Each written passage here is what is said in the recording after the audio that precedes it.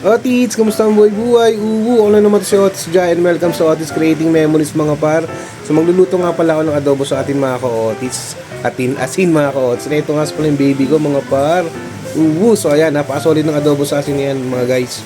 Sundan nyo lang ginawa ni Otis dyan. Let's go. So first step natin mga ka-audits, piprituhin muna natin itong bawang natin mga par. Bali mekos-mekos nyo lang yan. Bali pantatoppings natin ito mamaya mga ka-audits. Pag ganito na itsura nyan mga ka-audits, pwede na natin itong iset aside mga par. Tapos sa same pan mga ka-audits, pag-iisa naman tayo ng sibuyas bawang mga par. Grabe napakalasan na nyan kagad mga ka-audits. Pag brown na, pwede na natin ilagay yung manok mga ka-audits. Then after nun mga ka-audits, pwede na tayo maglagay ng pampalasa mga par. Naglagay nga pala ng napakaraming paminta mga ka-audits. Onting asin at onting patis lang mga ka-audits para may lasa na yung manok natin mga par. Tapos syempre haluin natin yan. Make sure na nahalo sa manok natin yung pampalasa na ilagay natin mga par. Tapos tatakpan natin to ng 3 minutes mga ka-audits. After 3 minutes syempre huwag nyo kalimutan baliktarin yan mga ka-audits para naluto siya both side mga par.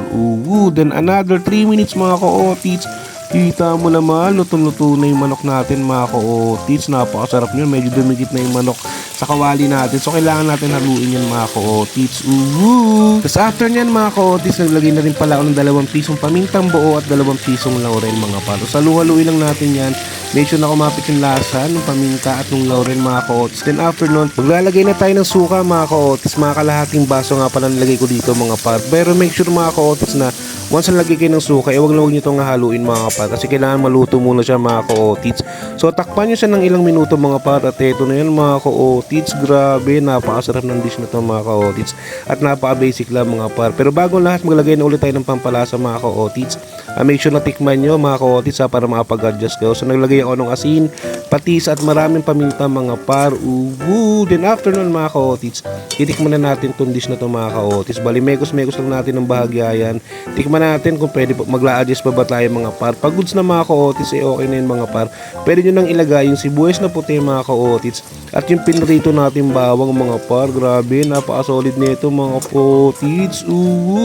So paano mga ka-audits, 1 minute na lang, takpan natin to at eto na yan mga par. Aray ko, napakasarap naman ng adobo sa asin ni Otis Jairus mga par. Make sure lang na susundan nyo yung ginawa ni Otis Jai mga par at for sure mag-i-enjoy yung family nyo dito mga ka-audits. Kita mo yung bawang na yan mga ka-audits. Pag nilagay mo sa kanin yan, aray ko, napakasarap niyan Otis. Then after nun mga par, eto na nga pala si Otis Jai mga ka-audits.